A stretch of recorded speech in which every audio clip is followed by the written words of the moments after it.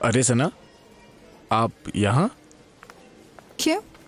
मैं शॉपिंग नहीं कर सकती? ऑलपर्स? नहीं, मैं तो बस ये पूछना चाह रहा था कि क्या आप भी ऑलपर्स इस्तेमाल करती हैं? बिल्कुल, मैं ऑलपर्स का इस्तेमाल करती हूँ, लेकिन तुम मुझे कुछ कंफ्यूज लग रहे हो। क्यों? जी, क्योंकि बहुत सारे सवाल आते हैं दिल में, ख़ास तौर पर ये कि इसमें ताज़े खुले दूध वाली अच्छाई होती ही नहीं। By the way, my name is Aamir. Hello Aamir. ये कंफ्यूजन आमिर मुझे भी था। मैं भी एक अरसे तक यही सोचती रही कि क्या मुझे खुला दूध इस्तेमाल करना चाहिए या ऑलपर्स का इंतखाब करना चाहिए, और ये फैसला करना बहुत मुश्किल होता है, specially when you don't know the facts. लेकिन पूरी सच्चाई जानने के बाद मैं ये पूरी जिम्मेदारी के साथ कह सकती हूँ कि ऑलपर्स में भरपूर ग़िज़ाइयत है। आप तो ये सब कर सकती हैं, मगर क्या? अगर तुम भी सच्चाई जानना चाहते हो तो इस सच के सफर में मैं तुम्हारी मदद करने के लिए तैयार हूँ। क्या तुम तैयार हो?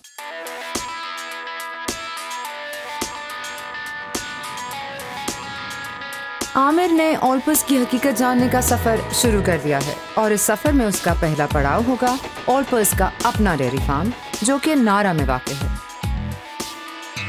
नारा फार्म न सिर्फ वसी और रीज़ बल्कि बैनुल-अक़वामी तर्ज पे तामीर करदा एक बेहतरीन फैसिलिटी है। हमारे इस फार्म पे जानवरों की सेहत और नशोनुमा का निहायत उम्दा ख्याल रखा जाता है, और लेटेस्ट टेक्नोलॉजी के जरिए दूध को बिना इंसानी हाथ लगाए कलेक्ट किया जाता है। नारा फार्म पर मौजूद तमाम जानवर आला नस्ल के हैं, और इनसे हासिल शुदा दूध हर लिहाज से बेहतरीन और किसी भी किस्म के हार्मोन्स या मिलावट से पाक है।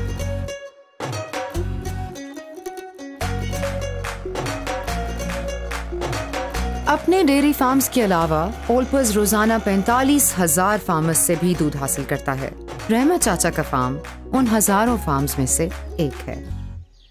रहमत चाचा, लोग कहते हैं कि जानवरों को हार्मोनल इंजेक्शंस लगाए जाते हैं, तो एंग्रो क्वालिटी का म्यार किस तरह बरकरार रखता है? और नहीं पुत्र, और ऐसी कोई बात नहीं होती।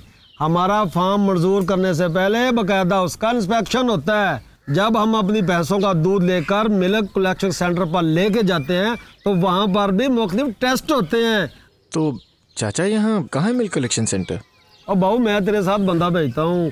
ओए शौकी, और बाबू वाला ऑलपर मिल्क कलेक्शन सेंटर पे छड़ गया।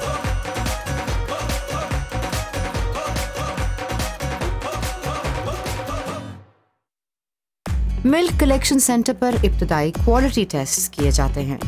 इन टेस्ट के जरिए दूध की खुशबू, जायका, चिकनाई, टेम्परेचर, पानी की शरह वगैरह को जांचा जाता है, ताकि दूध की ताजगी और मयार को यकीनी बनाया जा सके।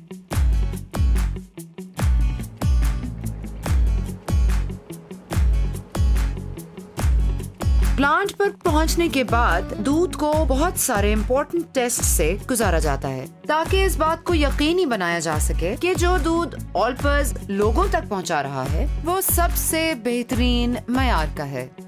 प्लांट पर किए जाने वाले 28 टेस्ट में से 5 मुनफरिद टेस्ट ऐसे हैं जो दूध में एडल्ट्रेशन यानी मिलावट को चेक करने के हवाले से खास अहमियत रखते हैं। इन टेस्ट के जरिए इस बात को यकीनी बनाया जाता है कि अप्रूव होने वाला दूध किसी भी किस्म की मिलावट, केमिकल्स और प्रिजर्वेटिव से मुकम्मल तौर पर पाक है। इतने सख्त टेस्ट, क्या वाकई दूध की क्वालिटी का इतना ख्याल रखा जाता है? आमिर, एक एक कतरे का। प्रोसेसिंग के दौरान दूध को 3 मुख्तलिफ और मखसूस मराहिल, पैस्चराइजेशन, होमोजेनाइजेशन और न्यूट्री हीट से गुजारा जाता है। हर डेयरी प्रोडक्ट में पैथोजेंस होते हैं, यानी इन्फेक्शन कॉजिंग माइक्रो ऑर्गेनिज्म, जिनकी वजह से मुख्तलिफ अमराज हो सकते हैं। पैस्चराइजेशन के जरिए दूध को 75 डिग्री पे 16 सेकंड के लिए गर्म किया जाता है, ताकि ये पैथोजेंस मुकम्मल तौर पर ख़त्म हो जाएं। आपने अक्सर लोगों को ये सवाल करते सुना होगा कि जब वो ऑलपर्स दूध को उबालते हैं उसमें बलाई ऊपर नहीं आती। एग्जैक्टली, ऐसा क्यों होता है? ऐसा होमोजेनाइजेशन की वजह से होता है, यानी दूध में शामिल फैट को पूरे दूध में बराबर तकसीम कर दिया जाता है, ताकि दूध का हर घूंट ग़िज़ाइयत से भरपूर हो। पैस्चराइजेशन और होमोजेनाइजेशन के बाद दूध न्यूट्री हीट के अमल से गुजरता है। इस प्रोसेस के दौरान सिर्फ 2 सेकंड के लिए दूध को 140 डिग्री पर गर्म करके फौरन ही ठंडा कर दिया जाता है, जिसकी वजह से दूध में मौजूद तमाम बैक्टीरिया खत्म हो जाते हैं। हम घर पर भी जरासीम के खात्मे के लिए खुला दूध उबालते हैं, तो फिर ये ऑलपर न्यूट्रीहीट और घर पर दूध उबालने में क्या फर्क है? घरों में दूध को तकरीबन 600 से 700 डिग्री सेंटीग्रेड की आंच पर उबाला जाता है। इतनी हरारत से दूध में मौजूद बैक्टीरिया तो यकीनी तौर पर खत्म हो जाते हैं, मगर साथ ही साथ दूध में मौजूद अहम विटामिन का भी 36% तक खात्मा हो जाता है। ये विटामिन खास तौर पर बच्चों की नशोनुमा के लिए बेहद जरूरी होते हैं। तभी तो ऑलपर्स के न्यूट्री हीट प्रोसेस से सिर्फ बैक्टीरिया का खात्मा होता है, न्यूट्रिशन का नहीं। वेलकम टू आवर ऑलपर्स फिलिंग फैसिलिटी। अब इस सेहत अफजा दूध को महफूज तरीके से पैक करना हमारा नेक्स्ट स्टेप है। अच्छा, लोग कहते हैं कि इन पैक्स की शेल्फ लाइफ बढ़ाने के लिए दूध में कुछ मिलाया जाता है? बिल्कुल भी नहीं। ऑलपर्स बिना किसी प्रिजर्वेटिव के पैक होता है और हम इस बात की जमानत देते हैं। अच्छा, तो फिर इसकी शेल्फ लाइफ 3 महीने तक कैसे बरकरार रहती है? ये सवाल अक्सर किया जाता है। Olpers 2 global packaging technologies tetra pack और इकोलीन इस्तेमाल करता है, जो कि पूरी तरह एसेप्टिकली सील होती हैं। इन पैकेजिंग से दूध हवा, रोशनी और हर किस्म की आलूदगी से मुकम्मल तौर पर महफूज हो जाता है।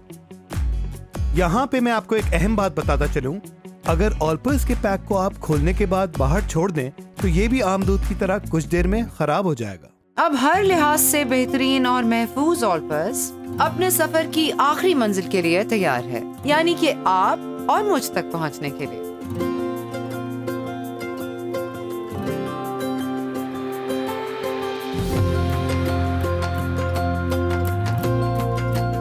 चलिए आमिर, ऑलपर्स अब हमारे कस्टमर्स तक पहुंचने के लिए बिल्कुल रेडी है। बिल्कुल, अभी आखिरी मरहला खत्म होने के बाद ही मेरा सफर मुकम्मल होगा।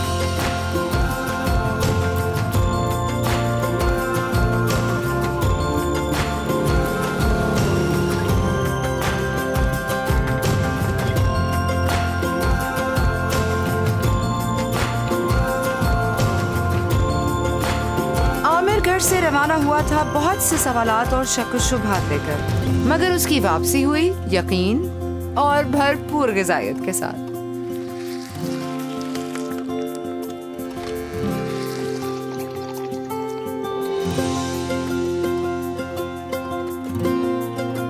तभी तो हम जमानत देते हैं कि ऑलपर्स दूध की कुदरती ग़िज़ायत को बरकरार रखता है। ऑलपर्स, ग़िज़ायत भरा हर खून।